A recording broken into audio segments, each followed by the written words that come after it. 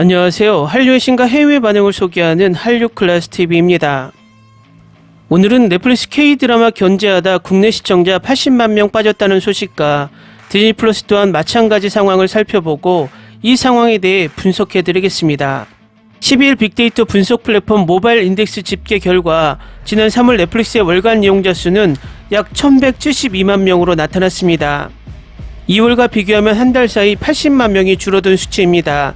상승과 하락을 반복하면서도 월간 이용자 1200만 명 하한선을 유지했는데 이마저도 깨졌고 2022년 11월 이후 1년 5개월 만입니다. 또 넷플릭스는 일간 이용자 수 283만 5천 명으로 1위를 기록하긴 했으나 지난해 평균 일간 이용자 수가 313만 8천 명과 비교하면 하락세로 변곡점을 찍었습니다. 넷플릭스는 최신작 영화로 방어에 나선 모양새입니다. 지난해 12월 개봉해 457만 명의 관객을 끌어모은 노량 죽음의 바다를 16일 공개합니다. 흥행작이 개봉 4개월 만에 OTT를 통해 공개되는 것은 이례적인 일입니다. 넷플릭스 서비스 코리아는 12일 지난해 영업이익 120억 원을 기록했다고 공시했습니다. 전년 대비 15.5% 하락한 수준입니다. 저희 채널에서는 거의 1년이 넘게 넷플릭스의 방영 행태와 순위집계 방식의 꼼수와 드라마의 다국적 발전을 위한 명목으로 넷플릭스가 지금까지 은근히 K-드라마를 견제하고 있다는 것을 많은 자료를 가지고 증명해 왔습니다. 넷플릭스 테드 사란도스 CEO는 한국 스토리텔링의 힘을 높이 평가하고 있으며 K-컨텐츠 시청자가 6배 증가했고 놀랍게도 넷플릭스 회원 중에 60%가 한국 컨텐츠를 시청한다며 극찬했고 K-로맨스 장르를 이야기하자면 시청자의 90%는 해외 시청자이며 작년에 카터, 지금 우리 학교는 더 글로리가 90개국 이상의 톱10에 들었고 물론 오징어 게임은 넷플릭스 역대 최고의 흥행작이라고 치켜 세우며 작년 4월에는 넷플릭스는 앞으로 4년 동안 25억 달러를 한국에 투자하겠다고 말했지만 이것은 숫자로 한국 시청자들을 우롱하는 발언이었습니다. 25억 달러면 원화로 3조 4천억 원, 1년에 8,500억입니다. 그동안 넷플릭스는 매년 K-컨텐츠 투자에 2배 이상 금액을 올려왔습니다. 그리고 2022년 기준 K-컨텐츠 투자액이 8천억이었습니다. 그렇다면 2023년 기준 1조 6천억 원을 투자해야 했지만 4년 동안 25억 달러 투자 발표로 한국 콘텐츠 투자 동결을 선언한 셈입니다. 넷플릭스는 매년 전 세계 20조를 컨텐츠 제작비로 사용하고 있고 테드 사란도스의 주장이라면 K-컨텐츠가 넷플릭스 사용자의 60%가 시청하고 있으며 K-컨텐츠 시청자가 6배 늘었다고 말하면서 결국 한국에는 20조 컨텐츠 투자비에 약 8,500억, 5%도 안 되는 투자를 하고 있다는 것입니다. 이번의 경우처럼 미드 3채는 2,692억을 투자하고 한국의 기생수 더 그레이에 200억을 투자하는 딱 투자비만큼 짠 투자를 하고 있으면서 방영 행태나 홍보에도 차별을 하고 있다는 것입니다. 결과적으로 작년 더 글로리 이후의 K-컨텐츠들은 넷플릭스의 새로 바뀐 순위 계산 방식 때문에 시청 시간으론 전 세계 1위인 컨텐츠들이 넷플릭스 1위 컨텐츠를 하지 못하고 있습니다. 디즈니 플러스의 이용자 이탈이 심각합니다. 이대로 가다간 한국 시장 철수설이 다시 고개를 들 가능성이 큽니다.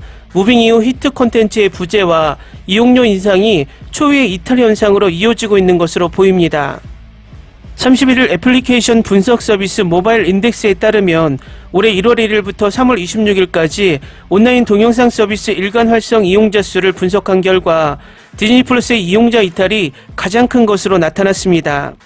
디즈니 플러스의 월간 평균 이용자 수를 보면 작년 9월 70만 8천 명으로 최고치를 기록한 이후 10월 61만 6천 명, 11월 49만 5천 명, 12월 42만 2천 명, 올해 1월 36만 4천 명, 2월 39만 4천 명, 3월 33만 8천 명으로 거의 가입자 수가 매달 줄었습니다.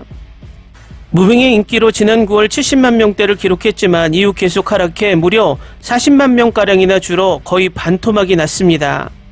반면 티빙은 올해 1분기 평균 이용자 수 162만 7천 명으로 넷플릭스의 뒤를 이어 2위를 기록했습니다.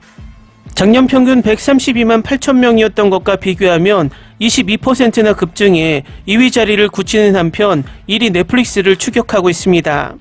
웨이브는 하루 평균 109만 7천 명이 이용해 작년과 비슷했고 쿠팡플레이는 작년 평균에 비해 올해 이용자 수가 43%나 급등했습니다.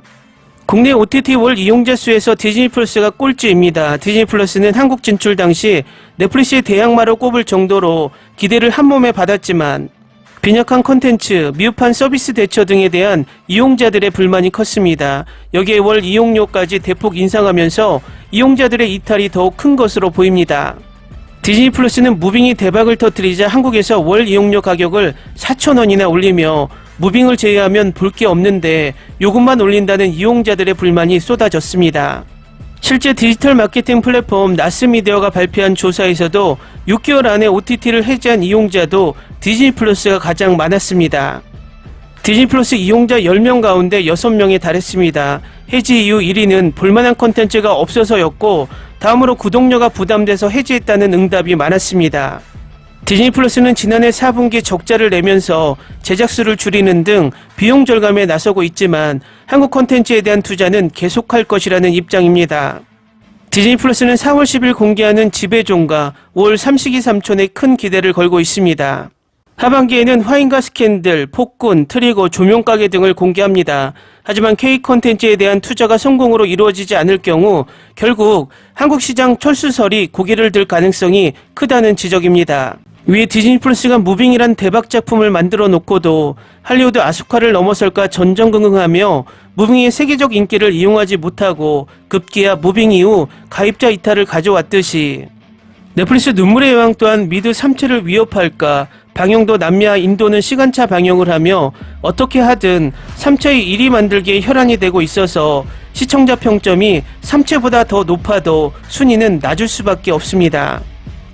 할리우드 파업을 계기로 미국 OTT들이 미국 배우조합과 작가조합의 눈치를 보면서 그렇게 K드라마로 꿀을 빨아놓고도 이제 다국적인 드라마를 띄운다는 명목으로 K드라마를 확실히 홀대하고 있음을 확인할 수 있고 미국 넷플릭스가 K드라마 더 글로리 이후 넷플릭스 순위 집계 방식을 바꾸고 나서는 지금 현재 1년 동안 뚜렷한 오징어 게임이나 기묘한 이야기 시리즈 같은 대박 작품을 내놓지 못하고 있습니다. 결국 이 현상이 지속된다면 디즈니 플러스처럼 넷플릭스 또한 시청자 이탈이 가속화될 것으로 개인적인 뇌피셜을 돌려봅니다. 넷플릭스나 디즈니 플러스가 한국 시청자가 급격히 줄어든 이유에 대해 전혀 파악을 하지 못하고 있는 것 같으며 한국인들은 자국의 컨텐츠가 제대로 대우받지 못하고 순위나 제작비, 홍보에서 홀대받는 것을 모른다고 생각을 하고 있는 듯합니다. 요즘 넷플릭스나 디즈니 플러스 순위표를 보면 제대로 된 컨텐츠가 순위권에서 없고 대부분 한물가거나 영어권에서 인기 있는 컨텐츠만 꼼수로 순위 상단에 차지하고 있기 때문에 한국 시청자들이 떠나고 있는 것입니다. 결국 넷플릭스가 지금처럼 K드라마에 대한 은근한 견제와 미드 띄우기에만 혈안이 된다면 한국뿐만 아니라 아시아 국가에서도 점점 이탈하는 구독자가 생긴다고 개인적으로 예측해 봅니다. 저희 채널은 넷플릭스와 디즈니 플러스 방영 행태와 홍보 때문에 1년 전부터 이렇게 될 것이라고 예측했고 그 예측이 지금 서서히 드러나고 있다고 생각합니다. 넷플릭스와 디즈니 플러스가 지금의 기조를 계속 유지한다면 가입자 이탈은 점점 더 커질 것으로 예상해 봅니다. 한류 클래스TV는 한류 외신과 해외 반응을 꾸준히 쫓아가 보겠습니다. 재밌게 잘 보셨나요? 여러분의 구독, 좋아요, 댓글, 알림 설정은 컨텐츠 제작에 큰 힘이 됩니다. 그리고 항상 하시는 일마다 대박 나시고 행복하시길 바랍니다.